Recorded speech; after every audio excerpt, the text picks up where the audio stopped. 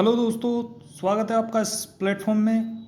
दोस्तों, आज का ये वीडियो बार्क मॉडल टेस्ट 6 पर आधारित है, जिसमें हम मैथ के क्वेश्चन को डिस्कस कर रहे हैं। और आज का ये चैप्टर सांख्यिकी पर बेस्ड है, जिसमें हम माध्यिका, परास और बहुलक पर आधारित क्वेश्चन को डिस्कस करेंगे।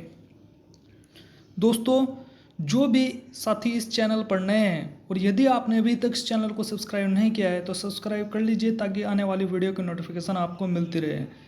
दोस्तों, हम्बल रिक्वेस्ट है, वीडियो को ज़्यादा से ज़्यादा शेयर, सब्सक्राइब जरूर कीजिए। दोस्तों, ज़ोरदार तरीके से सब्सक्राइबर होने चाहिए। क्लियर है? चलिए, बिना टाइम वेस्ट किए क्वेश्चन की ओर बढ़ते हैं। दोस्तों, क्वेश्चन क्या है आपके सामने? 12, 13, 18, 12, 15, 15, 16, 13, 19 और 17 ये जो डेटा दिया गया है, इनका हमें क्या करना है? समांतर माध्य पता करना है दोस्तों। और समांतर माध्य पता करने का सूत्र होता है दोस्तों, समांतर माध्य इक्वल टू राशियों का योग बटे राशियों की संख्या।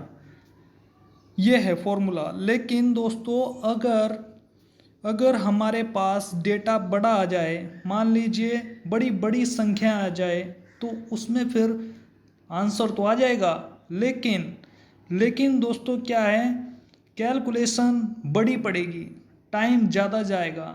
और उसको आसान करने के लिए सेकंड मेथड है दोस्तों, स्मार्ट अप्रोच।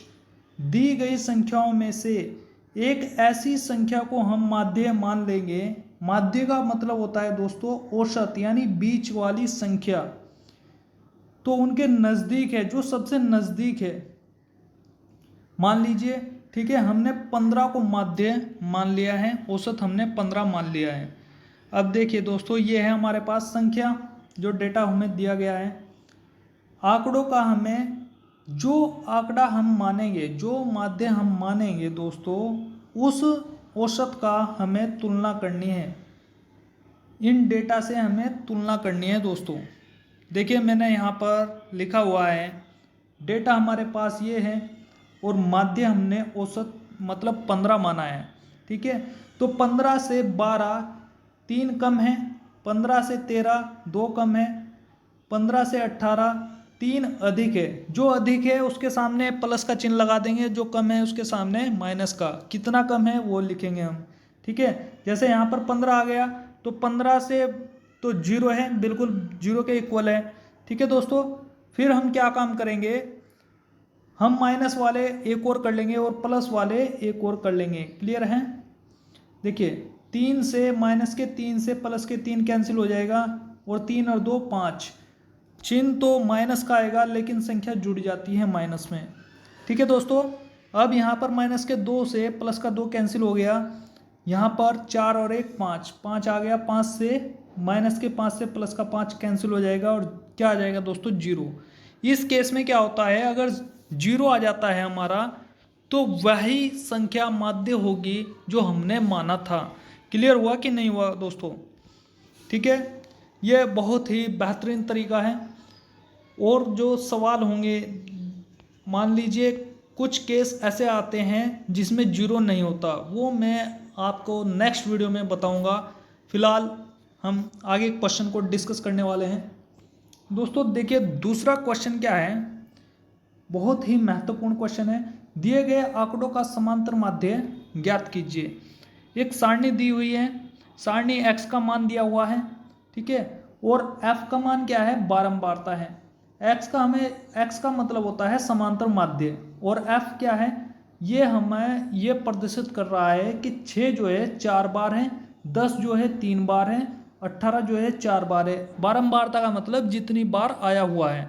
क्लियर है दोस्तों? समांतर माध्य का फॉर्मूला होता है दोस्तों सिग्मा। ये होता है सिग्मा का साइन, A = सिग्मा fx बटे f। ये है। अब क्या काम करेंगे, जो सारणी हमें दी हुई है उस सारणी को हम लिख लेंगे। एक बार हमने x के जितने पद थे वो लिख लिए, f जो दिया हुआ था उसको ऐसे लिख लेंगे, फिर x इंटू f निकालेंगे। यानी x इंटू f का मतलब होता है 6 की गुना 4 में करने पर 24, 10 की गुना 3 में करने पर 23, नहीं 30, और 18 गुना 4 करेंगे तो 72। इस प्रकार से गुना कर लेंगे और इनको जोड़ देंगे दोस्तों, कितना जाएगा 240। एफ का मान भी जोड़ देंगे, आ जाएगा 15। ठीक है, क्यों जोड़ा हमने ये, क्योंकि एफ एक्स कहा हुआ है, और जोड़ देंगे तो 240 आ जाएगा। फिर एफ का मतलब टोटल एफ कितने हैं, टोटल एफ आ गए 15। कैलकुलेशन करने पर दोस्तों आ जाएगा 16। समांतर माध्य कितना आ गया, 16 आ गया दोस्तों। क्लियर दोस्तों। देखिए दोबारा मैं आपको बता देता हूँ, एक्स वाले जो पद थे हमने इस ओर लिखे, एफ वाले जो पद थे इस ओर लिखे, फिर एक्स इंटू एफ निकाला, यानी दोनों की गुना करी और जोड़ दिया, जोड़ के मान जो है हमने इसमें रख दिया और हमारा आंसर आ गया। क्लियर है। नेक्स्ट क्वेश्चन दोस्तों, 15, 27, 8, 11, 5 और 14 की माध्यिका हमें पता करनी है। तो माध्यिका ज्ञात करनी है दोस्तों। अभी हमने जो क्वेश्चन देखे हैं दो, वो समांतर माध्य के देखे हैं। अब हम क्या करने वाले हैं, माध्यिका कैसे ज्ञात करनी होती है दोस्तों। सबसे पहले क्या करना होता है, आरोही क्रम में लिखना होता है। आरोही क्रम किसे कहते हैं, बढ़ता हुआ क्रम। सबसे पहले सबसे छोटी, फिर उससे बड़ी, फिर उससे बड़ी। तो हमने क्रम में सेट कर लिया। अब क्या काम करेंगे दोस्तों, टोटल अंक कितने हैं, टोटल संख्या कितनी है, टोटल संख्या है 7। अब 7 है, कुछ पद इधर से छोड़ देंगे, कुछ पद इधर से छोड़ देंगे। 3 पद हमने इधर से छोड़ दिए, 3 पद इधर से छोड़ दिए, बची कितनी, जो संख्या बची वही माध्यिका होगी। माध्यिका मतलब होता है दोस्तों बीच वाली संख्या। क्लियर हुआ कि नहीं हुआ। नेक्स्ट क्वेश्चन दोस्तों, आंकड़ों के निम्न समुच्चय के लिए परास बटे माध्यिका ज्ञात करनी है। परास बटे माध्यिका, तो ये हमें डाटा दिया हुआ है और इसको क्या काम करेंगे, सबसे पहले हम आरोही क्रम में लिख लेंगे। फिर दोस्तों क्या काम करेंगे, जो डाटा दिया हुआ है जिसको आरोही क्रम में हमने लिख लिया, फिर काउंट करेंगे कितने पद हैं, 1, 2, 3, 4, 5, 6। अब ये आ गई हैं सम संख्या। अब कितने छोड़े हैं, इधर उधर से हम एक साइड से कितने पद छोड़े, बीच में दोस्तों 2 पद बच गए, क्योंकि हमें बराबर पद छोड़ने हैं दोनों साइड से।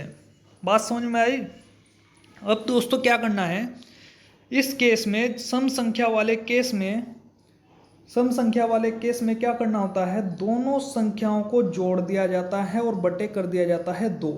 ये आ गया हमारा 128। माध्यिका आ गई कितनी, 128। अब हमें परास ज्ञात करना है। परास दोस्तों क्या होता है, परास होता है बड़ी संख्या माइनस छोटी संख्या। सबसे बड़ी संख्या कौन सी है, सबसे बड़ी संख्या होगी 194, फिर सबसे छोटी 98, घटाकर आया 96। ठीक है। अब परास बटे माध्यिका, परास आया 96 और माध्यिका आई 128। कैलकुलेशन करने पर आ जाएगा, जो कट रहा है काट दो, 3/4 आंसर आ जाएगा। क्लियर है। नेक्स्ट क्वेश्चन दोस्तों,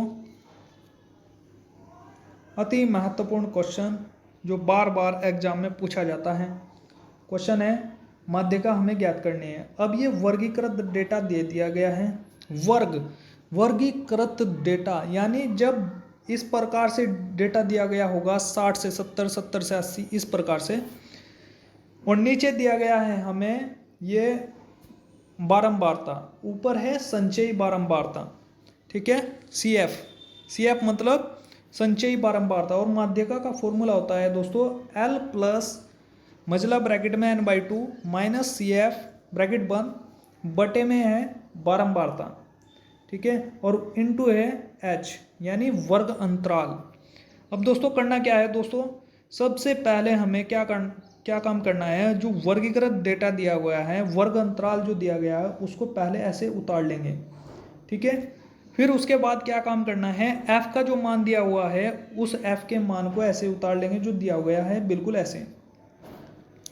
फिर उसके बाद CF का मान हमें पता करना है। नहीं दोस्तों, ये संचयी बारंबारता नहीं है, ये जो डेटा दिया गया है। अब हमें क्या काम करना है, यह है वर्ग अंतराल। ये क्या है, वर्ग अंतराल।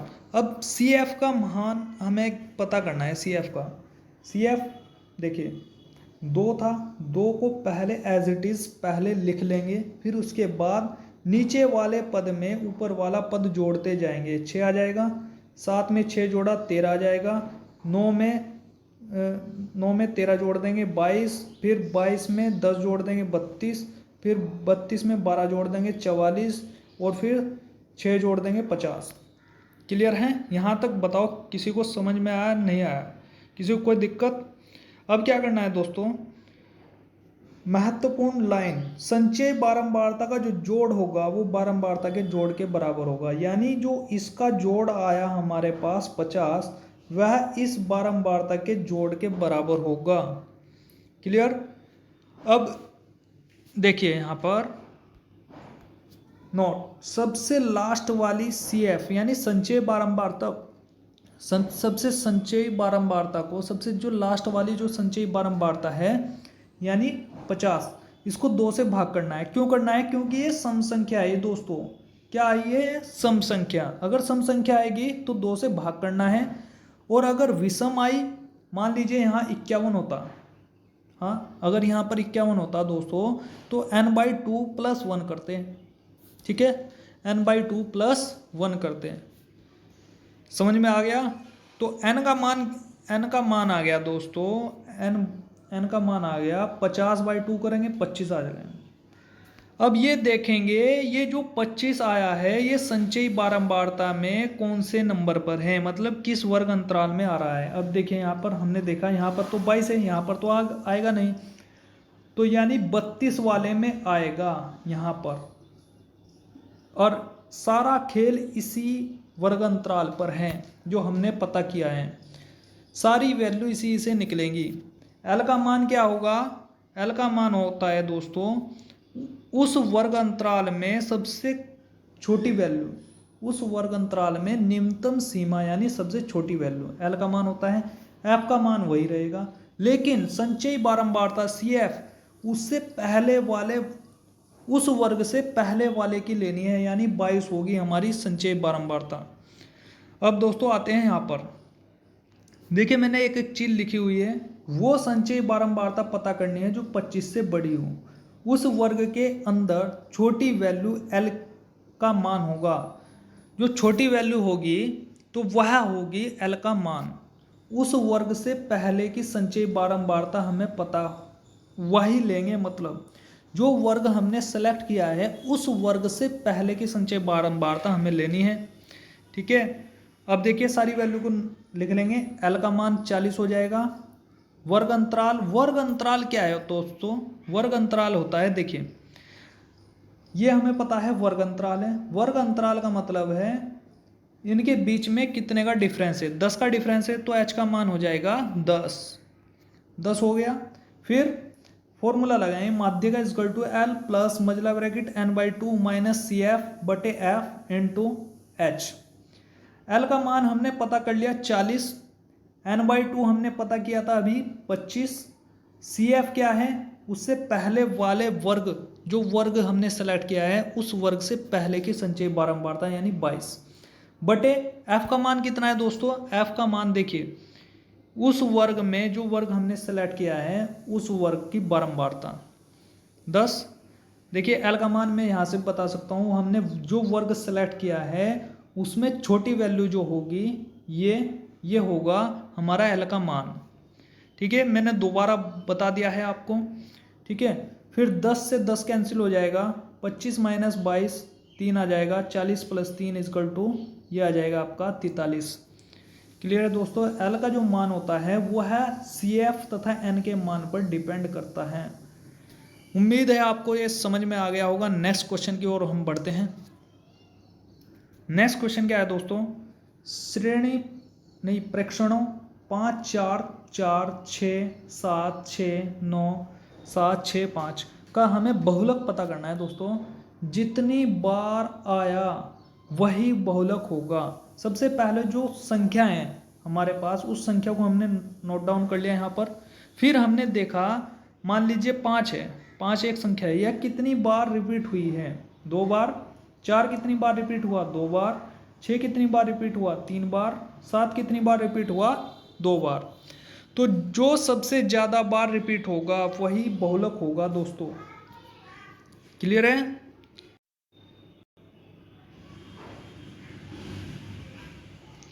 दोस्तों देखिए, मैंने आपको बताया जो सबसे ज़्यादा बार रिपीट होगा वही बहुलक होगा। अब मान दोस्तों देखिए, मैंने आपको बताया, आपको अभी बहुलक का तो आपको पता लग गया, लेकिन कुछ कंडीशन ऐसी आ जाती हैं। मान लीजिए ये संख्या 3 है, यह 1 बार रिपीट हुई, ये 4 है, ये 2 बार रिपीट हुआ, 5 3 बार रिपीट हुआ, 6 3 बार रिपीट हुआ और 7 2 बार रिपीट हुआ। इसका मतलब क्या है दोस्तों, ये जो 5 और 3 है ये सेम बार रिपीट हो गए हैं। इस कंडीशन में हम कैसे पता करेंगे कि बहुलक क्या है? तो इस केस में क्या होता है दोस्तों, ऊपर और नीचे एक एक जोड़ना होता है। ऊपर और नीचे एक एक जोड़ना होता है। दो मतलब एक इसमें जोड़ेंगे और एक इसमें जोड़ेंगे, एक बीच वाले में जोड़ेंगे। ऊपर वाले जो हमें पता करनी है उससे ऊपर का तो पूरा जोड़ लेते हैं हम, और नीचे भी हम पूरा जोड़ लेते हैं, लेकिन जिसका हमें पता करना है उसमें केवल हम एक जोड़ते हैं। तो क्या हो जाएगा, ये हो जाएगा 8। फिर इससे नीचे वाली पता करनी है, यानी 6 वाली पता करनी है, तो हम क्या काम करेंगे, ऊपर और नीचे एक एक जोड़ देंगे, पूरा जोड़ेंगे, ठीक है, और जिसका हमें पता करना है उसमें एक जोड़ेंगे, तो यानी ये भी 8 आ गया। अभी तो हमें केवल 8 पता लगा है, लेकिन क्या है दोस्तों, हमें बहुलक पता करना है, इसलिए तब तक हम जोड़ेंगे जब तक हमें पूर्ण बहुलक प्राप्त ना हो जाए। उस जो ऊपर बचा है एक, वो इसमें जोड़ देंगे, और नीचे इसके नीचे कुछ नहीं है तो इसमें 0 जोड़ देंगे, तो ये आ गया 9, और ये क्या है, ये 8 है। तो इससे साफ पता लगता है जो 5 नंबर है ये हमारा बहुलक है। बहुलक क्या है, 5, यानी 5 जो संख्या है ये सबसे ज़्यादा बार रिपीट हुई है। बात समझ में आई कि नहीं आई दोस्तों? नेक्स्ट क्वेश्चन, ये लास्ट क्वेश्चन है। आंकड़ों का समुच्चय दिया गया है, इस समुच्चय का माध्य कितना है, 35, और माध्यिका कितनी है, 60। इन आंकड़ों का हमें बहुलक पता करना है। तो दोस्तों देखिए, माध्य इक्वल टू होता है 35, माध्य कितना दिया हुआ है 35, और माध्यिका कितनी है 60। माध्य को कहते हैं मीन और माध्यिका को कहते हैं मीडियन। बहुलक कितना है दोस्तों, बहुलक हमें प्राप्त करना है, ज्ञात करना है दोस्तों। और इन तीनों के बीच में संबंध होता है दोस्तों, बहुलक इक्वल टू होता है 3 गुना मीडियन माइनस 2 इंटू मीन, ठीक है। तो ये हम इसके बीच में संबंध होता है। सूत्र ये है आपके पास, 1 mod minus 1 mod equal to 3 गुना माध्य का माइनस 2 गुना माध्य। तो माध्यिका कितनी है 60 है, माइनस 2 गुना, और माध्य कितना है 35। कि नहीं आया दोस्तों, यह इसका आंसर हो जाएगा। और दोस्तों ये वीडियो आपको कैसा लगा, वीडियो को ज़्यादा से ज़्यादा आप शेयर कीजिए, लाइक और शेयर पूरा ज़ोरदार तरीके से होना चाहिए दोस्तों। जितना ज़्यादा आप शेयर कीजिएंगे, जितना ज़्यादा आप शेयर करेंगे उतना ही बेहतरीन आपको कंटेंट मिलता जाएगा दोस्तों। मिलते हैं नेक्स्ट वीडियो में, तो तक के लिए धन्यवाद।